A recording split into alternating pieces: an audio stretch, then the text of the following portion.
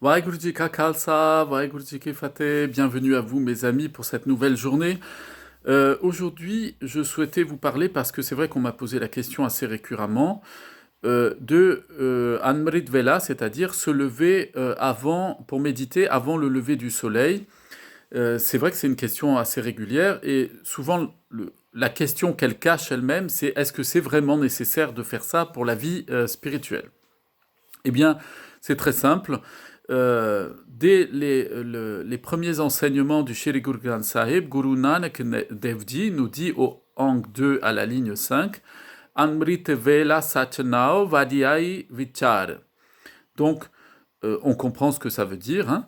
C'est-à-dire que au moment avant le lever du soleil, de ce qu'on appelle l'heure du nectar divin, chante le nom du Seigneur et contemple sa grandeur, sa gloire.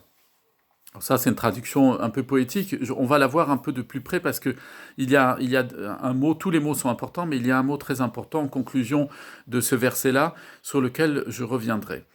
Donc, ça pose une question de fond, c'est que pourquoi est-ce qu'on doit se lever pour se mettre en connexion avec le Créateur plus favorablement avant le lever du soleil? Alors, il faut comprendre d'abord ce que signifie Amrit Vela. Amrit vient du sanskrit Amrita, et Amrita, ça veut dire le nectar qui est bu dans la mythologie védique et hindoue, c'est le nectar qui est bu par les dieux.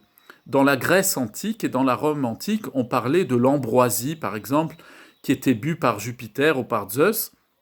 C'est du même ordre, ça a le même sens, c'est-à-dire, ça représente l'essence de l'existence, c'est-à-dire l'essence divine. Ce qu'il y a de plus divin, si je peux le dire comme ça, c'est très maladroit, mais je vais le dire comme ça, ce qu'il y a de plus divin en Dieu, l'essence de Dieu lui-même. Et Vela, c'est une unité de temps, hein, on va dire une unité horaire, hein, une unité de temps, et qui s'inscrit dans une conception philosophique du temps qui a été enseignée par nos maîtres de mémoire bénis. Pourquoi? Parce que pour nos maîtres, le temps se divise, la journée de 24 heures, la journée en temps solaire de 24 heures, se divise en 8 sections de 3 heures. Et parmi ces 8 sections de 3 heures, nos maîtres nous enseignent que la créature humaine, dans ces 5 dimensions que l'on va aborder, eh bien, connaît des états de conscience qui sont différents dans sa relation à la source de sa vie, c'est-à-dire dans sa relation à Dieu, à Vaheguru lui-même. Et parmi ces 8 sections, il y a une section qui est la plus favorable à la connexion avec le Créateur, c'est celle qui s'appelle Amrit, c'est-à-dire celle qui est comprise en temps solaire, en unité de temps solaire, entre 3 heures et 6 heures du matin. Donc cette section de 3 heures, entre 3 heures et 6 heures du matin, est appelée le temps de l'essence divine, du nectar suprême, c'est-à-dire dans lequel on n'a aucun effort à fournir spirituellement pour avoir la meilleure des connexions au Créateur sans être parasité. Alors, pourquoi je vous disais qu'effectivement nos maîtres de mémoire bénis conçoivent la journée découpée en 8 sections de 3 heures, parce qu'elle est liée justement à des états des 5 niveaux qui constituent la forme humaine. Donc, dans la terminologie théologique enseignée par nos maîtres, dans leur philosophie, eh bien, l'être humain est d'abord et fondamentalement ce qu'on appelle un rup, c'est-à-dire il est une forme. Il n'est pas un corps, hein, soyons précis, il est rup, une forme. Et cette forme, elle a 5 dimensions, 5 manifestations, on pourrait dire 5 niveaux, et ces 5 niveaux sont les suivants. Le premier niveau qui constitue ce rup, cette forme, c'est ce qu'on appelle sarup, c'est-à-dire le corps physique, le corps biologique, tout le fonctionnement biologique, y compris le champ électrique qui constitue le corps, puisque vous savez que notre cerveau à des connexions neuronales qui se font par activité électrique et qu'il y a autour du corps une activité électrostatique ou électromagnétique. Mais je ne vais pas entrer dans les détails parce que je ne suis pas un scientifique et je ne pourrais pas vous dire les choses avec beaucoup de précision dans ce domaine-là. Je vous renvoie pour cela à tous les scientifiques qui sont compétents dans le domaine et qui démontrent qu'effectivement, il y a un champ électrique et magnétique constant qui permet le fonctionnement général du corps et sa relation avec ce qui lui est extérieur. Donc il y a le sarup, c'est l'enveloppe charnelle, le corps, la biologie du corps. Il y a ensuite ce qu'on appelle chitta. Chitta, c'est l'intelligence qu'on appellera basse, c'est-à-dire la conscience la plus basse. L'intelligence basse, qu'est-ce que c'est ? C'est pas péjoratif de dire ça. C'est le principe d'intelligence dans le corps qui permet à la fois l'alimentation du corps, donc la préservation du corps, ce qu'on appelle la conservation du corps, la reproduction du corps, et puis la protection du corps, c'est-à-dire les trois grandes fonctions, se protéger, s'alimenter et se reproduire. Et ça, c'est très important parce que ça nous conditionne tous, y compris au quotidien. Quand on va manger, tous les jours, on est dans la conservation du corps, dans l'instinct de conservation du corps. Donc, par l'alimentation. Donc ça, c'est ce niveau-là, c'est le deuxième niveau de la conscience. Le troisième niveau de ce rup, de ce corps physique et mental et spirituel qu'on appelle le corps humain, la forme humaine. Je l'appellerai comme ça désormais. Donc le troisième niveau, c'est ce qu'on appelle cetana, qui est souvent traduit par conscience. En fait, c'est ce que l'on appelle la raison, c'est-à-dire c'est l'intelligence qui se trouve dans le corps et qui va se donner des orientations et faire des associations pour pouvoir prendre des décisions, à la fois pour le bien du corps et pour qu'il puisse s'orienter dans l'espace, être en relation avec les autres, parler, échanger, se projeter aussi dans le temps, c'est-à-dire savoir où est-ce qu'il va s'abriter pour se coucher, construire une maison, toute la dimension technique qui se trouve dans le corps, vraiment de l'intelligence technologique du corps et de la forme humaine de manière générale. Donc ça, c'était le troisième niveau. Le quatrième niveau, c'est ce qu'on appelle, ce que nos maîtres de mémoire bénis appellent man, le mental dont vous m'entendez souvent parler, et que nous pouvons appeler la conscience imaginative, qui est en fait ce qui constitue notre personnalité. Et c'est pour ça que de cette conscience imaginative, qui est le résultat, elle est le produit de l'accumulation des mémoires en nous depuis notre naissance, eh bien, cette conscience imaginative, ce man, va produire une illusion qu'on appelle home, l'ego, et qui va faire que nous nous pensons comme des individus séparés des autres, séparés de la création et séparés de Vaheguru lui-même, de la source de notre propre vie. Donc c'est ce qu'on appelle le principe conscient, alors là c'est un peu de la philo, mais le principe conscient d'individuation, c'est-à-dire ce qui fait que je me pense comme un être à part des autres, différent des autres, avec une autonomie mentale différente des autres. Et enfin, le cinquième niveau, c'est vichar ou bichar, qui vient du mot d'ailleurs sanskrit vichara, et qui signifie en fait la conscience, l'extra-conscience, l'au-delà de la conscience. Donc on le dira avec un mot plus simple, ce qu'on appelle la sagesse divine, c'est-à-dire c'est un niveau qui est supraconscient, c'est au-delà de notre propre individualité, de notre propre personnalité. C'est, on le dira dans un langage plus contemporain, ce qui nous dépasse, ce qui est au-delà de nous. Quand on sent qu'il y a des choses qui nous dépassent, eh bien c'est ça, c'est vichar.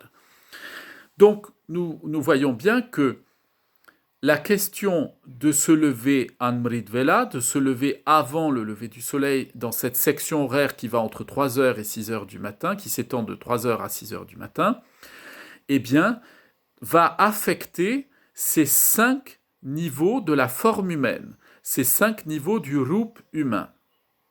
Donc, que se passe-t-il? En fait, lorsque nous allons nous coucher, parce que avant de parler de la question de se lever entre 3 heures et 6 heures du matin, il faut d'abord parler du fait qu'on va se coucher. Et on s'aperçoit tous avec l'expérience, alors à des degrés différents, parce que ça dépend aussi de notre constitution physiologique et de notre tempérament, et de l'âge aussi, enfin, il y a de nombreux facteurs qui entrent en ligne de compte, mais nous nous apercevons que pour le corps, c'est une chose quand même qui n'est pas facile de se réveiller. Le corps aime beaucoup dormir et il n'aime pas trop se réveiller. Et on le voit que c'est très lié à l'âge. Quand on est au début de notre vie, regardez les bébés.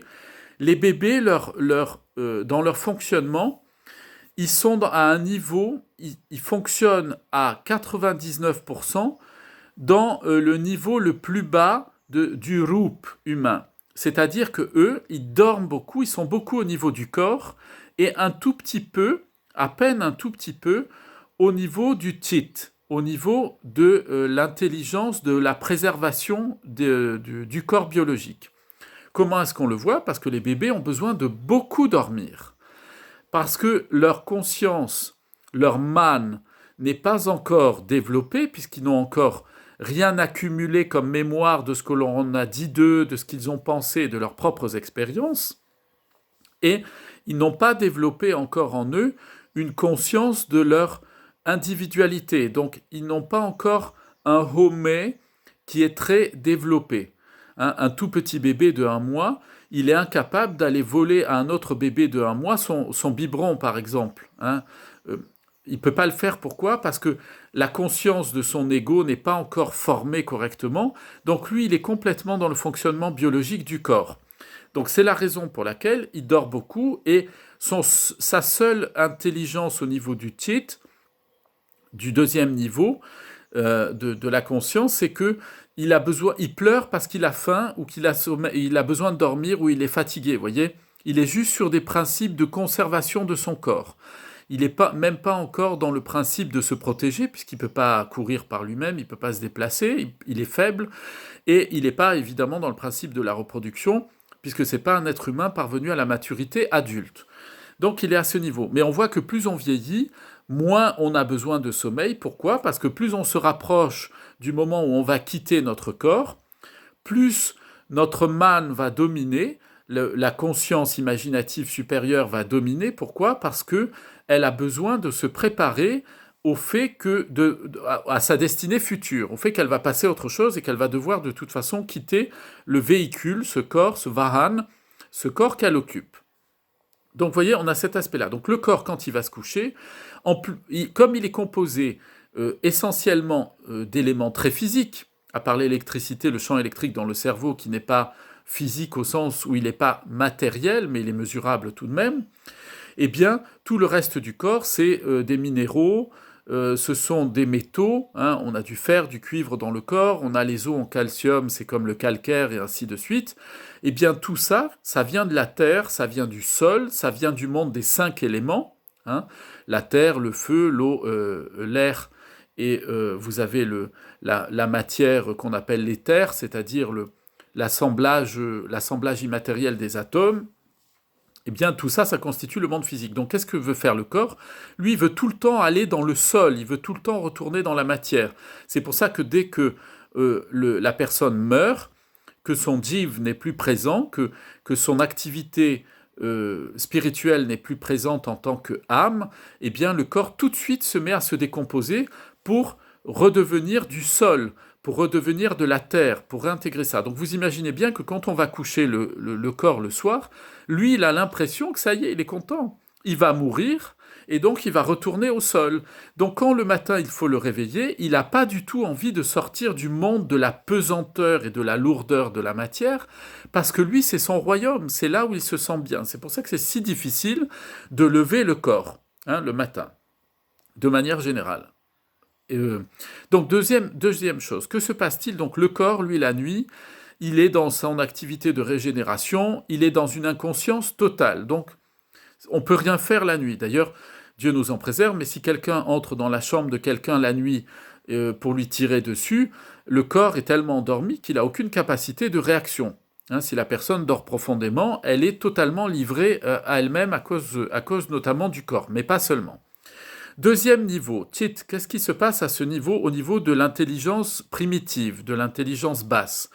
Eh bien, la nuit, elle est partiellement en activité. Elle est en activité à 50%, c'est-à-dire que effectivement, si on vient à remuer quelqu'un pendant la nuit, il y a des activités automatisées du corps où on va repousser la personne avec la main même si on n'est pas réveillé, ou si on essaie de nous attaquer, le corps va se réveiller et on va essayer de se défendre, même si c'est un peu tard, mais il va y avoir une réaction avec l'instinct de préservation, de conservation, un instinct de survie qui va faire qu'on va essayer de se débattre. Donc elle est partiellement endormie.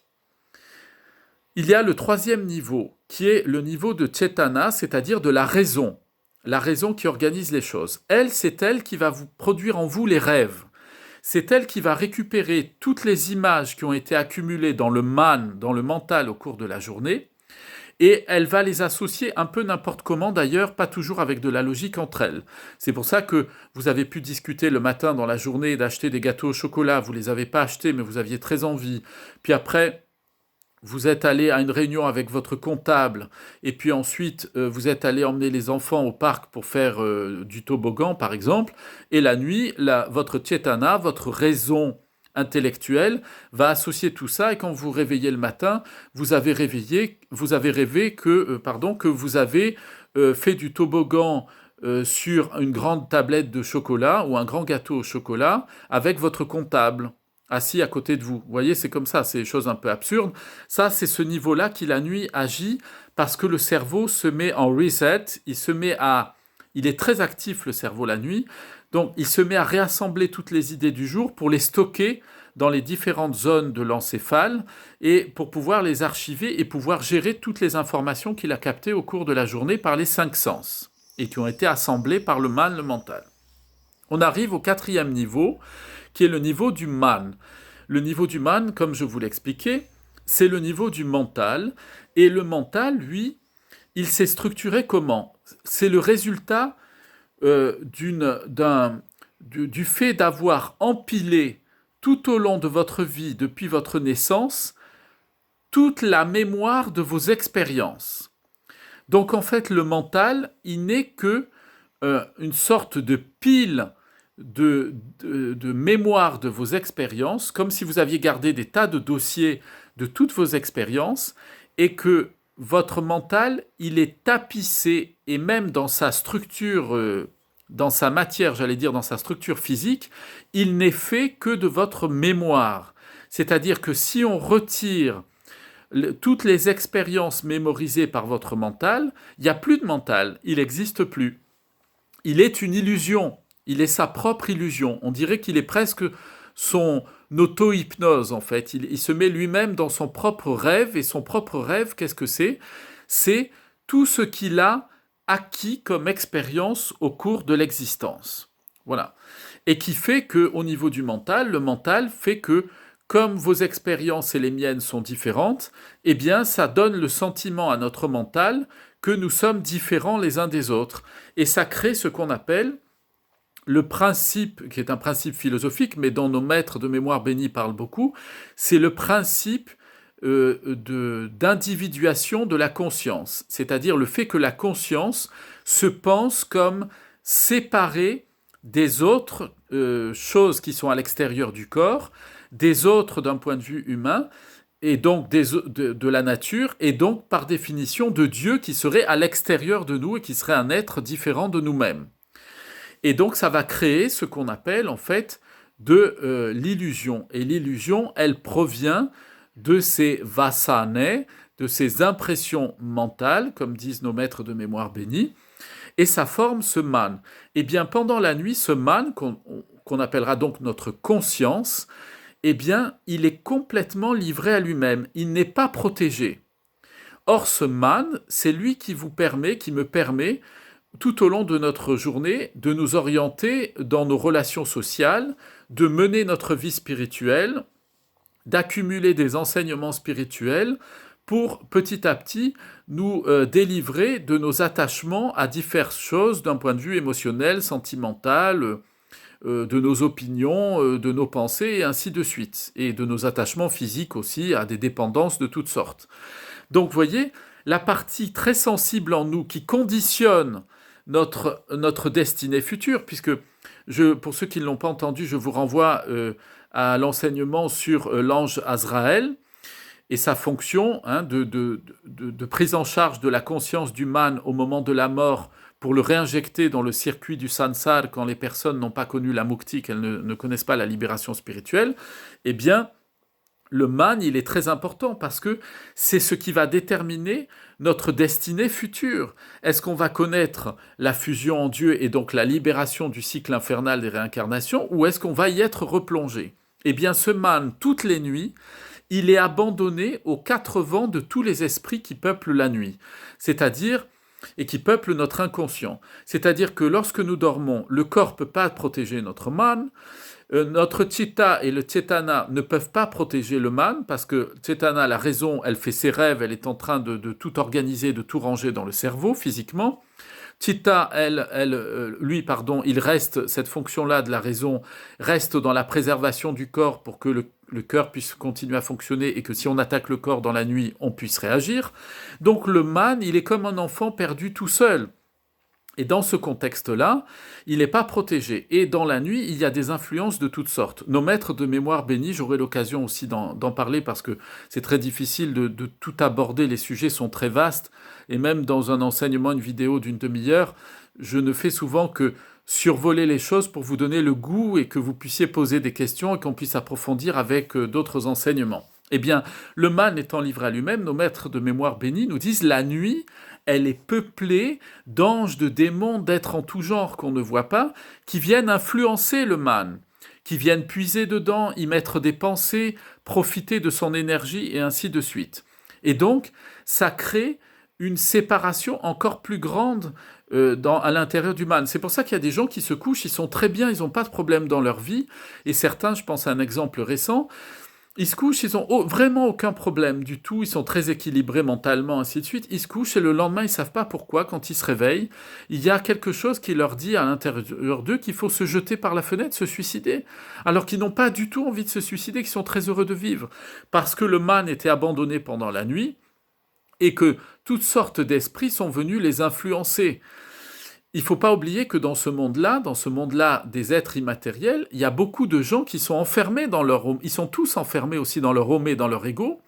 Et il y a beaucoup qui sont jaloux des humains parce que chez les humains, on a la possibilité tout le temps de sauver notre vie spirituelle. Tout le temps parce que comme on est à la fois des êtres spirituels et matériels, on a toujours la possibilité de se reprendre et de se remettre au pied des enseignements de Guru Maharaj et de changer notre vie, de faire Nam Simran et de connaître la mukti dès cette vie présente.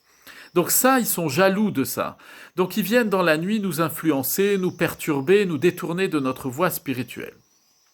Et il y a donc, pendant la nuit, un domaine qu'on ne peut pas atteindre, c'est celui de Vichar, le 5e niveau du Rup, de la forme humaine, c'est celui de la supraconscience, de la conscience divine qui est à l'intérieur de nous. Eh bien, Guru Nanak Dev Ji nous dit, lorsque nous nous levons à Amrit Vela entre 3h et 6h du matin pour nous reconnecter à Vaheguru, eh bien, nous ne sommes plus enfermés dans la prison mentale qui a été créée pendant l'inconscience de la nuit. Pourquoi? Parce que quand on va dormir, c'est comme si on était mort.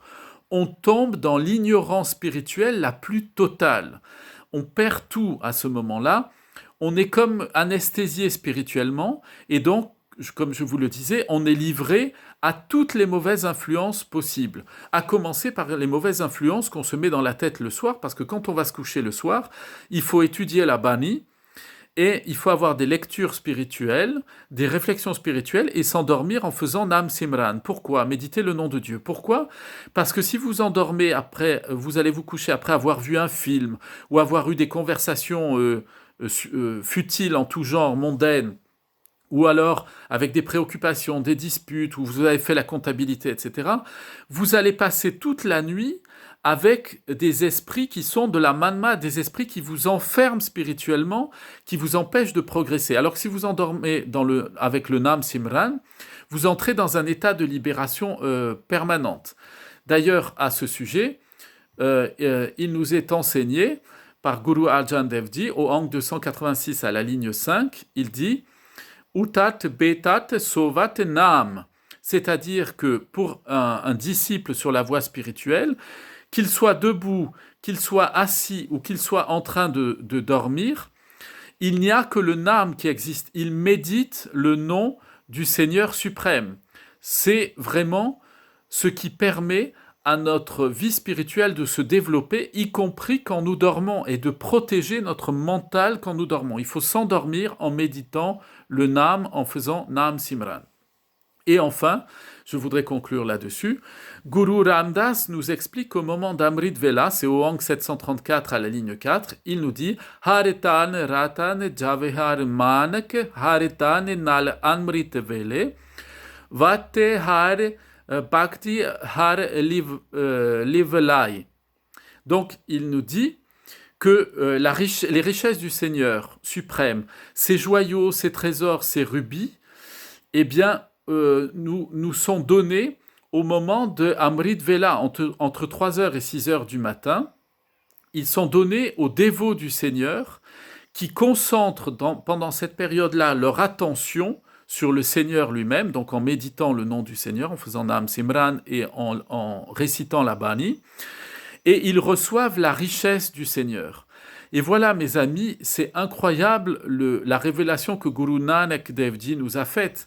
C'est accessible à tout le monde. Lorsque vous vous levez entre 3h et 6h du matin, eh bien, vous n'avez aucun effort à faire à part sortir le corps de sa torpeur. Vous n'avez aucun effort à faire. Vous vous mettez en état de conscience, c'est-à-dire vous pensez, vous prenez conscience de la présence du Seigneur suprême à l'intérieur de vous, et à ce moment-là, vous recevez tous les trésors de la vie spirituelle sans fournir aucun effort. La seule chose qui est demandée, c'est de se lever, c'est tout. Il ne faut pas rester couché, bien entendu, sinon vous allez croire que vous méditez, vous dormez. Il faut juste rester couché, voilà. Donc, je voulais vous parler de ça parce que c'est très très important. C'est rien du tout. Imaginez qu'un grand roi vous invite chez lui, il vous dit, si tu te lèves entre 3h et 6h du matin pour te concentrer sur le fait que j'habite ce royaume, que c'est moi le roi, je te donne tout mon royaume et toutes mes richesses. Voilà ce que nous enseigne Guru Nanak Dev Ji. C'est accessible à tout le monde. C'est le moment de la meilleure connexion entre 3h et 6h du matin. Et puis à ce moment-là, mes amis, sur Terre, quel que soit le lieu où on se trouve sur Terre, entre 3h et 6h du matin, vous avez les gens qui ont fait toute la nuit qui vont se coucher et les gens qui doivent se lever qui ne sont pas encore levés. C'est le moment où la plupart des consciences sont endormies. Et donc c'est le moment où la Terre est le moins parasitée par toutes les pensées qui émanent du mental de chacun des êtres humains sur cette Terre, des 7 milliards d'êtres humains sur cette Terre.